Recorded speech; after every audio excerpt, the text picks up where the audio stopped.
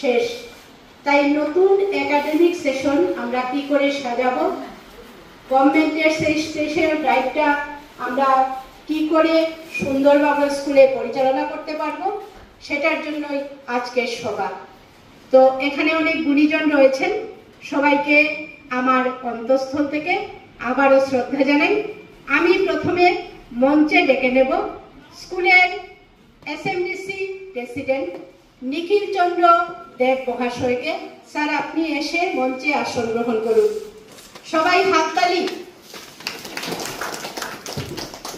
আমি এবারে ডেকে নিচ্ছি আমাদের স্কুলের দুইজন একাডেমিক ইনচার্জ আশিস কুমার আচার্য মহাশয় এবং নিরুপম নাথ স্যার মহাশয়। আপনারাও মঞ্চে আসন গ্রহণ করেন। জুড়ে হাততালি। আমি এবারে মঞ্চে ডেকে নিচ্ছি এলাকার বিশিষ্ট ব্যক্তি তথা এই স্কুল দরদি এবং এসএমডিসির সদস্য তরুণ মালাকার মহাশয়কে মঞ্চে আসন গ্রহণ করার জন্য। আমরা এখানে পেয়েছি আমাদের বিদ্যালয়ের অত্যন্ত কার্যকারী ব্যক্তি, যিনি আমাদের বিদ্যালয়কে অত্যন্ত ভালোবাসেন। তিনি হলেন সিআরসিসি মহোদয় মানসকান্তি নাথ মহাশয়। আমি মানস স্যারকে অনুরোধ করছি মঞ্চে আসন গ্রহণ করার জন্য। আমি এবার স্কুলের সিনিয়র শিক্ষক বিজয়ভূষণ দাস মহাশয়কে আমন্ত্রণ জানাচ্ছি মঞ্চে আসন গ্রহণ করার জন্য।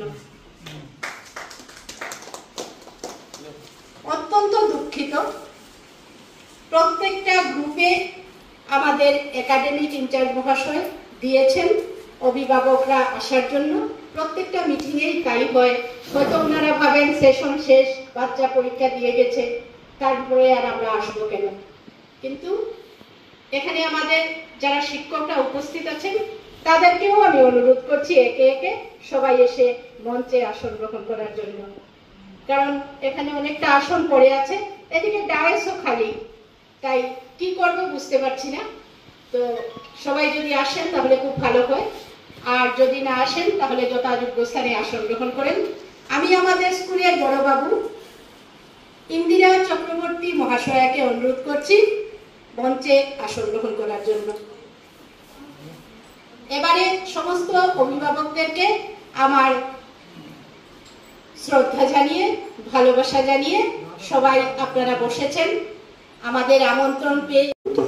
চতুর্থ শ্রেণীর কর্মচারীবৃন্দ, আজকের এই সভা কি কারণে দেখা হয়েছে আমরা ম্যাডামের কাছ থেকে বুঝতে পেরেছি। আমাদের স্কুলটা পিএম3 স্কুলে আজকের সভা যে কারণে অনুষ্ঠিত হচ্ছে, এখানে দেওয়া আছে হাইয়েস্ট এনরোলমেন্ট ড্রাইভ ইনিশিয়েটিভ। তো এনরোলমেন্ট কিভাবে বাড়াবেন এই স্কুলের, আমরা সবাই মিলে সে বিষয়ে সিদ্ধান্ত নেওয়ার জন্য আজকের এই সভা। তাছাড়াও আছে এখানে formation of committee for enrolment drive. এখানে একটা কমিটি গঠন করা হবে। এনরোলমেন্ট ড্রাইভ কিভাবে করা হবে, কারা করবে, তার জন্য এই সভা আজকে একটি কমিটি গঠন করে দেবে।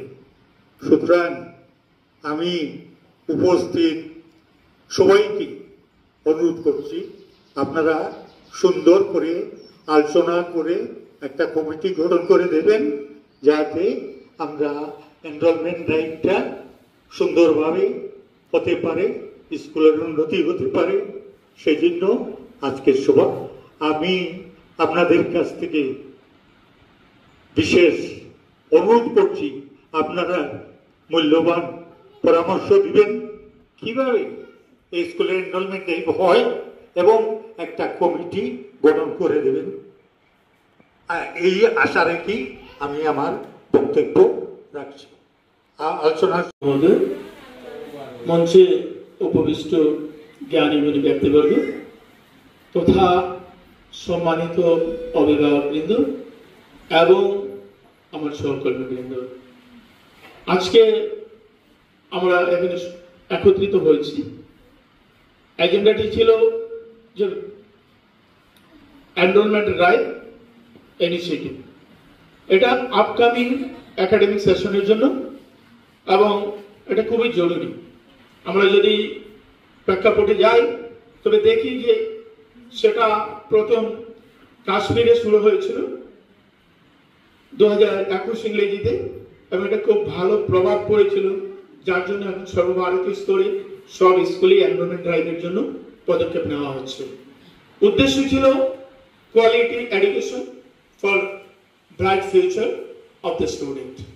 তো আমরা সেই এনরোলমেন্ট ড্রাইভই বলি আর ভর্তি অভিযানই বলি।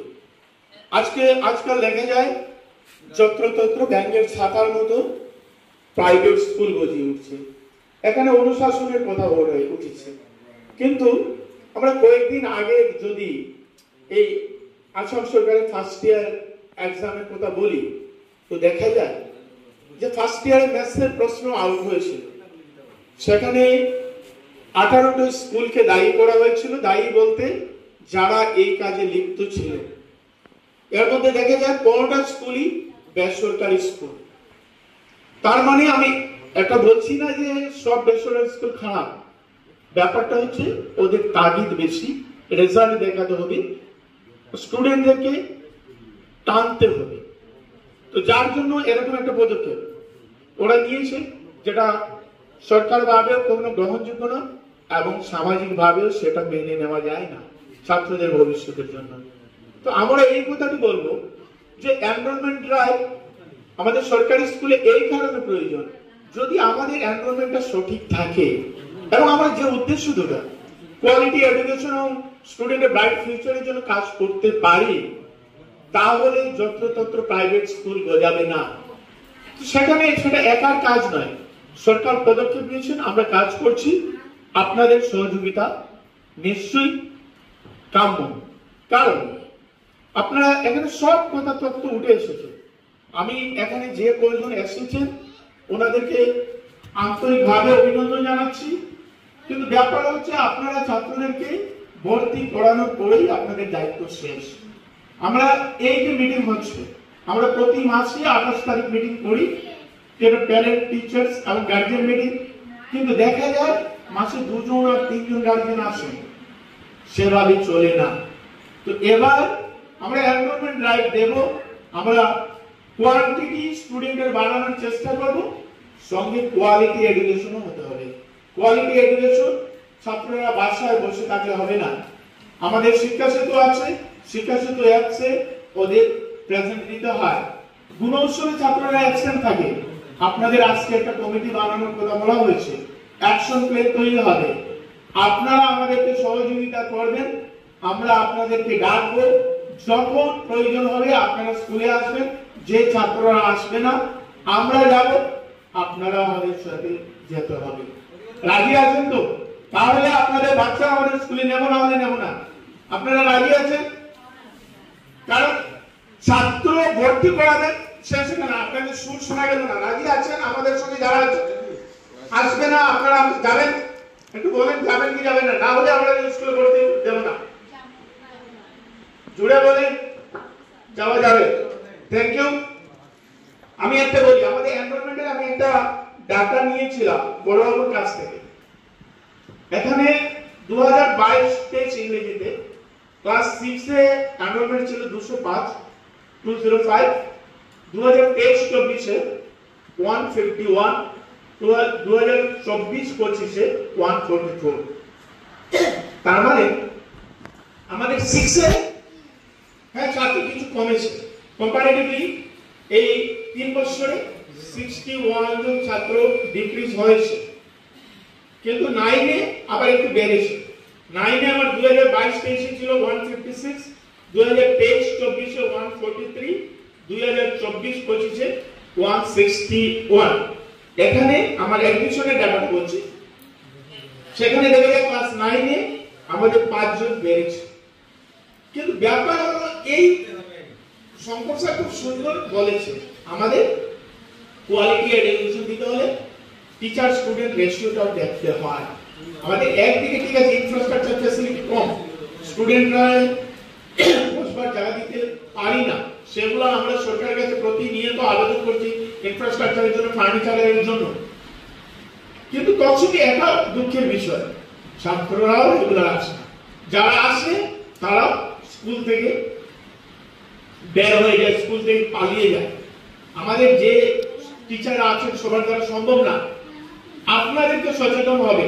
আগে আমাদের পূর্ববর্তী বক্তারা যেভাবে বলেছে, ছাত্র যদি বাসায় চলে যায় তুই কেন তাড়াতাড়ি চলে এলি, উনি বলেছেন পূর্ব দিনে যে অনুশাসন ছিল কান ধরে তোর স্কুলে যেতে হবে, ওদেরকে এভাবে নিয়ে আসতে হবে, কারণ সরকার তো ওদের কাজ করছে। পূর্ববর্তী বক্তারা বলেছেন free education, free books, free text books, free notebooks, free uniform, mid day meal চলছে। সরকার মেয়েদের জন্য নিযুত মহিলা প্রকল্প চালু করেছে, যাতে মেয়েরা ভালোভাবে পড়াশোনা এবং ক্লাস 9-10 লেভেলে ছেড়ে না দেয়, যাতে ডিগ্রি কেন মাস্টার ডিগ্রি অবধি করলে ওরা সে ফ্যাসিলিটি পাবে। বাণীকান্ত পুরস্কার আছে, সেখানে মধ্যে স্কুটি দিচ্ছেন সরকার। সেখানে আমাদের আনন্দরাম বড় পুরস্কার আছে, যেখানে মধ্যে এই ল্যাপটপ দেওয়া হচ্ছে, কম্পিউটার দেওয়া হচ্ছে, অনুদান দেওয়া হচ্ছে। এখানে একজন ভদ্রমহিলা আমার পূর্ববর্তী গার্জিয়ান একজন বলেছেন ওরা বাড়ির নিচে জল হয়ে যায় নদী, এটা সত্যি, সবসময় আসা যায় না, এটাও সত্যি।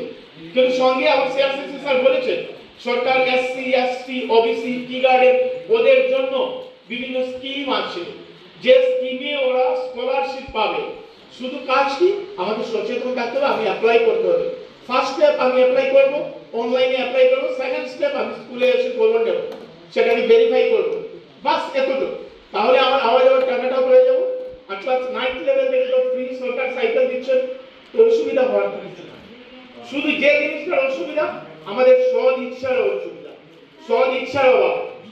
আর বাচ্চাকে আমরা এবার থেকে বলছি, আমরা প্রতি মাসে যদি আপনারা মিটিং এ না আসেন, এই বাচ্চাকে আমরা এনরোলমেন্ট, আমরা সিআরসিসি স্যার বলেছেন যে ইররেগুলার প্রেজেন্ট বা আমাদের যারা টোটালি স্কুল ছেড়ে দেয়, নেভার এনরোল যেগুলো হয়, নেভার এনরোল স্টুডেন্ট আমরা করি, প্রত্যেক বছর সার্ভে করি, কিন্তু যারা স্কুলে এসে বাদ দিতে, একটা বড় দুঃখের ব্যাপার। আপনারা অতি অল্প বয়সের বাচ্চাদের কাজে লাগাবেন না, ওদের পড়ার প্রতি অনুপ্রাণিত করুন, ওদের প্রতি একটু সজাগ দৃষ্টি রাখুন, দেখবেন যেটা আপনার পরিবারের প্রতি মঙ্গল, সমাজের প্রতি মঙ্গল, শিক্ষা প্রতিষ্ঠানদের প্রতি মঙ্গল। যদি এনরোলমেন্ট না থাকে, যদি কমে যায় এইভাবে, আপনারা সব প্রাইভেট স্কুল মুখে যান, একদিকে তো আপনাদের ফিজের জন্য কষ্ট করতে হবে, পড়াশোনার জন্য বাচ্চাদের কষ্ট করতে হবে, অন্যদিকে একটা স্কুল যদি অ্যামালগেটেড হয়ে যায় বা স্কুল যদি উঠে যায়, এইরকম একটা বড় স্কুল, হায়ার সেকেন্ডারি স্কুল, তখন আপনার বাচ্চা কিন্তু জারিস্তুলে গিয়ে পড়তে হবে, বরতলা গিয়ে পড়তে হবে, বাংলাপাড় গিয়ে পড়তে হবে বা কালাইন যেতে হবে, তখন বুঝুন কত দূর হবে যাওয়াটা। তো যার জন্য আপনারা সজাগ হন, আপনার বাচ্চাদেরকে অ্যাডমিশন করিয়ে ক্লাস শেষ নয়, কাজ শেষ নয়। আমি বলে জুডিসির সাথে অ্যাডমিশন করে দিলাম, ক্লাস 6 এ বাচ্চা ভর্তি হয়ে গেল, ট্রেনের মতো সেটা 12 এ বের হয়ে যাবে, এই সিস্টেম না। আপনার বাচ্চার জন্য প্রতিনিয়ত প্রতি মাসে একটা কষ্ট করে একবার মিটিং আসতে হবে, খবর নিতে হবে আপনার বাচ্চা এখানে কি করছে, এসে টিচারের কাছ থেকে অ্যাটেন্ডেন্স নিন, ও রেগুলার কি না, বা না স্কুল থেকে ঘর থেকে বের হয়ে অন্য কোথাও চলে যায় কিনা। আপনাদের কাছে এতটুকু আমাদের বিনম্র আবেদন। আমি বক্তৃতা দীর্ঘায়িত করছি না, বক্তৃতা আমি দিতে জানি না, শুধু আমি বলছি সরকারের যে সদ ইচ্ছা সেটার বাস্তব রূপায়ণ করতে হলে শুধু টিচাররা এগিয়ে আসলে চলবে না, আপনাদেরকে সজাগ দৃষ্টি রাখতে হবে, আপনাদের পূর্ণ সহযোগিতার দরকার আছে। সবে মিলে আসুন, সমাজটাকে সুন্দর করি, দেশটাকে সুন্দর করি, আগামী প্রজন্ম আগামী দিনে ভারতবর্ষটাকে যাতে সোনার ভারতবর্ষে উন্নত করি। জয় হিন্দ, জয় ভারত।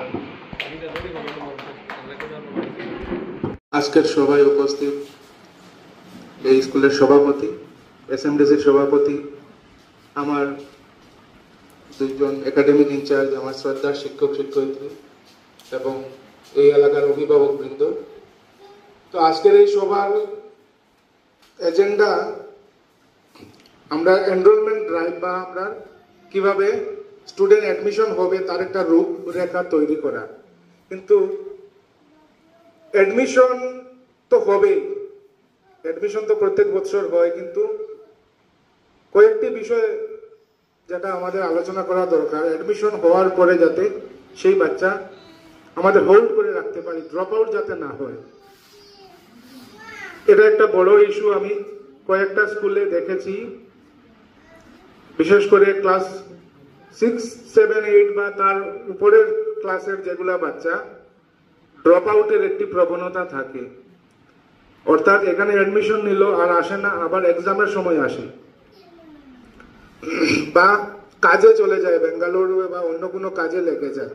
কিন্তু বর্তমানে দেখুন আমাদের সরকার অ্যাডমিশন ফ্রি করেছে, বই খাতা ফ্রি দিচ্ছে, আমরা মিড ডে মিলের ব্যবস্থা আছে, ইউনিফর্ম দিচ্ছে, এবং তাছাড়াও কেরিয়ার গাইডেন্সেরও ব্যবস্থা আছে। অর্থাৎ সে আগে এগুলা ছিল না, যে আমাদের কি কি কেরিয়ার বা কি কি প্রফেশনে সে যেতে পারে পড়াশোনার পর, তারও ব্যবস্থা করতে, বা আরো অনেক ধরনের অ্যাক্টিভিটি বর্তমানে আমাদের ডিপার্টমেন্টের তরফে চলছে। কিন্তু আমাদের সবচেয়ে বড় চিন্তার যেটা, যাতে ড্রপ আউট না হয়।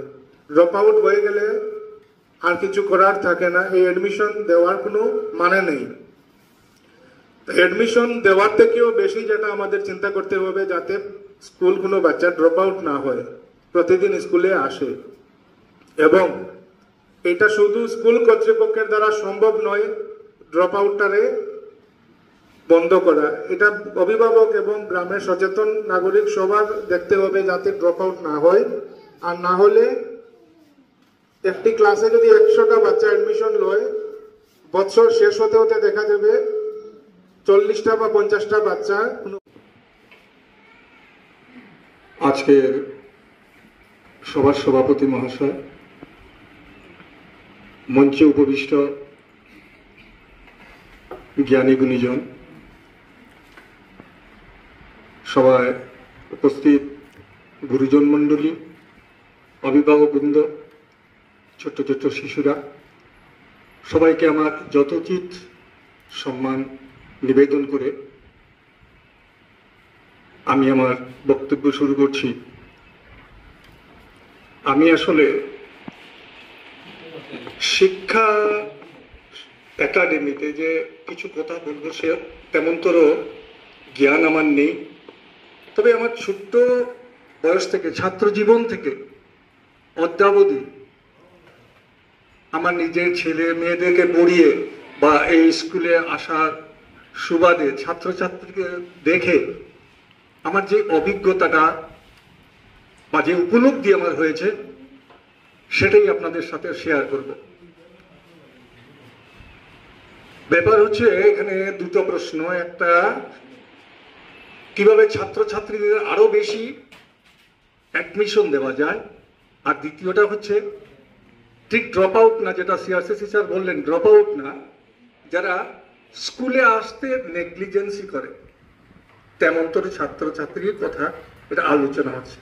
তো আমরা খুব ভালো করে যদি চিন্তা করি, তো আমরা সরকারি স্কুল আর ব্যক্তিগত স্কুল, প্রাইভেট স্কুলের মধ্যে যদি আমরা তুলনামূলক আলোচনা করি, তাহলে দেখা যায় যে প্রাইভেট স্কুলগুলিতে উপস্থিতির সংখ্যা বেশি, কিন্তু সরকারি স্কুলগুলিতে উপস্থিতির সংখ্যা, ছাত্রছাত্রীদের উপস্থিতির সংখ্যা কম কেন? সামান্যতম রোজগার না থাকলে ছেলে মেয়েদের স্কুলে দেওয়াটা ছিল আকাশ কুসুম কল্পনা। আর আজকে যে বাড়িতে কোনো গার্জিয়ান নেই, যাদের মাসিক আয় 1000 টাকা থেকেও কম, সেও তার ছেলে মেয়েদেরকে পড়াতে পারছে, কিন্তু উপযুক্ত শিক্ষায় শিক্ষিত করতে পারছে না কেন? ওই বিষয়ে রহস্যটা হচ্ছে অনুশাসন। তাহলে প্রশ্ন এসে যায় যে স্কুলে যারা শিক্ষকরা করছেন তাদের মধ্যে কি শাসন নেই? এটা কিন্তু প্রশ্ন নয়। প্রথম কথা হচ্ছে, একটা শিশু যখন বেড়ে উঠে, বাড়িতে যে অনুশাসন, শিক্ষার প্রতি তার যে আগ্রহ, সেটা বাড়িতে হয়। আর শিশু ছোটবেলায় যা দেখে যা শিখে, বয়োবৃদ্ধিতে তারই বই প্রকাশ আছে। বাড়িতে অনুশাসন কমে গেছে। ধন্যবাদ স্যার। আজকের যে মিটিং এর উদ্দেশ্য এটা হচ্ছে কিভাবে এলাকার শুধু নয় বৃহত্তর এই বিহারা বাজার অঞ্চল বিক্রমপুর জিপির যে পরিবাররা আছেন তাদের ছেলেমেয়েদেরকে কিভাবে তাদের ছেলেমেয়ে পরিবাররা বলতে আমি বলছি প্রান্তিক পরিবার মানে ওনারা শিক্ষায় দীক্ষায় পরিবারের যারা বয়স্ক সদস্য শিক্ষায় দীক্ষায় অর্থনৈতিক ক্ষেত্রে ওনারা পিছিয়ে পড়া যথেষ্ট, কিন্তু ওনারা হয়তো ওনাদের সময়ে বাধ্য হয়ে পিছিয়ে পড়েছিলেন। তখন যেহেতু সেই ধরনের সুযোগ সুবিধা ছিল না, তো সরকার দেখতে পেয়েছেন যে ঠিক আছে যা হয়েছে হয়েছে, কিন্তু পরবর্তী প্রজন্ম যাতে কেউ শিক্ষার অধিকার থেকে শিক্ষা থেকে বঞ্চিত না হয়, শুধু অধিকার নয় শিক্ষা থেকে যাতে বঞ্চিত না হয়। এবং সেই জন্যেই আজকের এই সভার উদ্দেশ্য যে কিভাবে ছাত্র ছেলেমেয়েদের কে স্কুলমুখী করা যায়। এবং আমি আমার যা বলার আমি একটু পরে বলতে চাই, কিন্তু এখানে যিনি বিভিন্ন স্কুল নিয়ে এই ক্লাস্টার বৃহত্তর এই এলাকার অনেক প্রায় 10টা স্কুল বা আরো তারও বেশিও হতে পারে, যিনি এলপি স্কুল থেকে হায়ার সেকেন্ডারি স্কুল পর্যন্ত বিচরণ করছেন, এলাকাবাসীদেরকে চেনেন, এলাকাবাসীর বা বিভিন্ন এলাকার যে দুর্বলতা সবলতাগুলো পরিবারের মানুষ এলাকাবাসীর মানুষের মন মানসিকতা বুঝতে পারেন এবং এটা নিয়ে দীর্ঘদিন ধরে নিরলসভাবে কাজ করে যাচ্ছেন আমাদের সেই যে ব্যক্তি, ওনাকে আমি যথেষ্ট শ্রদ্ধা করি, খুব ভালোবাসি। আমাদের এই ক্লাস্টারের সিআরসিসি মহোদয় মাননীয় মানসনাথ মহাশয়কে এই ব্যাপারে আলোচনা। ধন্যবাদ স্যার। আমি প্রথমেই আমার নমস্কার জানাচ্ছি শ্রদ্ধেয় অভিভাবকগণকে এবং যারা আমার সহকর্মীরা আছেন সবাইকে। তো দেখুন, আজকে যে সভা, এই সভাটা বিশেষ কারণে কিভাবে এনরোলমেন্ট বাড়ানো যায়, ছাত্রছাত্রীরা কিভাবে স্কুলে এসে ভর্তি হতে পারবে বা স্কুলের এনরোলমেন্ট কিভাবে বাড়ানো যায় সেদিকে সবার চিন্তাধারা করা, সবার সাহায্য করা এবং সেটার উপরে একটা কমিটিও করা। আপনারা সেই কমিটি বানিয়ে দেবেন এবং আমরা মাননীয় সিআরসি স্যার যে কথাটা বলেছেন, আমাদের একটা ফাংশনাল লাইব্রেরি সেটা আমাদের আছে এবং সেটা যথারীতি চলছে। এবং স্পোর্টসের যে ব্যাপারটা বলেছেন, সেই স্পোর্টসের ব্যাপারটা সম্পর্কেও আমরা বলছি, স্পোর্টসের সবকিছু আছে, স্পোর্টস গুডসগুলো আছে এবং আমরা রুটিন করেও দিয়েছি কি মাসে একদিন কোন ক্লাস কি বারে থাকবে সেটাও আমরা ঠিক করা আছে, সেই অনুসারে আমাদের সেই কাজগুলোও চলছে। তো স্যার সেটা সাজেশন দিয়েছেন, আরো ভালো হয়েছে। আমরা সেটা দেখব আরো কিভাবে উন্নত করা যায়। বিশেষ করে শনিবার দিন দেখা যায় আমাদের স্কুলে ছাত্রছাত্রীরা খুব কম আসে।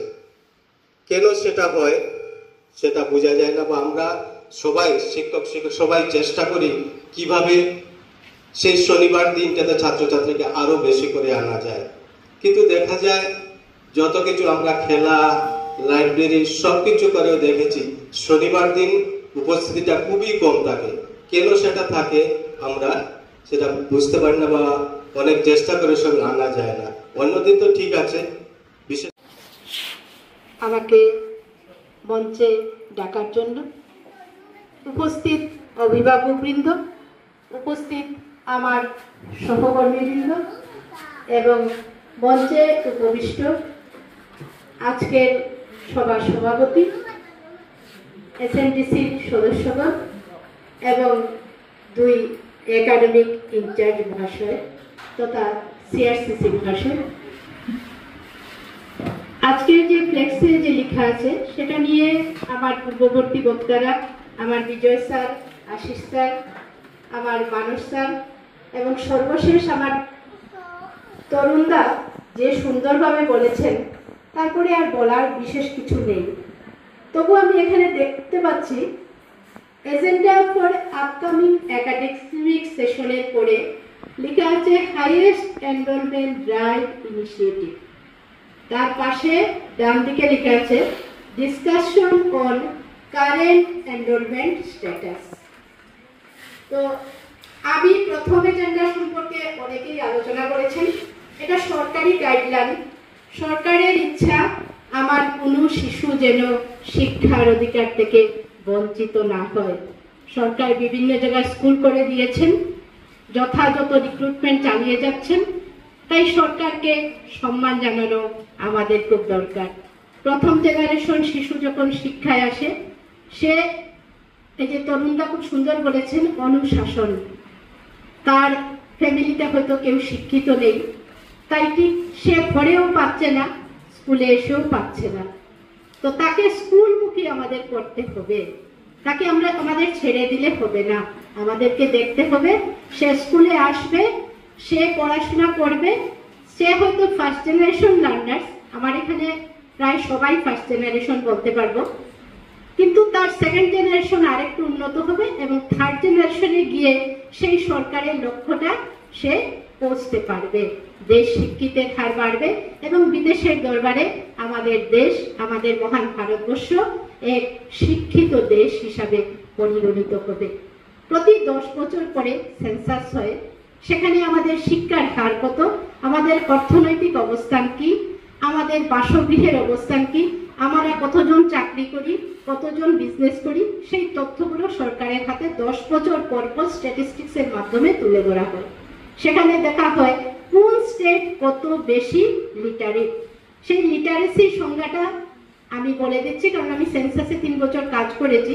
0 to 6 ইয়ার্স এজে থেকে শিক্ষার মানদণ্ডটা তোলা হয়। তার মানে অঙ্গনওয়াড়ি সিস্টেম আমাদের আগে ছিল অ্যাডাল্ট এডুকেশন, এখন আরো ইনফর্মাল নন ফর্মাল অনেক এডুকেশনের ব্যবস্থাপনা সরকার করেছেন, সে থেকে শিক্ষার দুনিয়া। আমরা এই স্কুলে আপনারা সবাই জানেন হাইয়েস্ট এনরোলমেন্টে আছি। পার্শ্ববর্তী স্কুলগুলোতে এতটা এনরোলমেন্ট নেই। সবাই ভাবে বড় স্কুল, আমরা এখানে ভর্তি করলে হায়ার সেকেন্ডারি অবধি পড়তে পারবে এবং সবার গার্জিয়ানের মাঝে একটা স্বপ্ন থাকে যে বড় স্কুলে দেব। স্কুলের বাতাবরণ সুন্দর, স্কুলের বিল্ডিংগুলো সুন্দর এবং পিএমসির দৌলতে আমাদের স্কুলে এখন আরো নানান কিছু আসছে। সেই হিসাবে আমি, যদিও এটা আমার বলা উচিত নয়, তবু আমি ধন্যবাদ জানাচ্ছি আমার নিরুপম নাথ স্যারকে।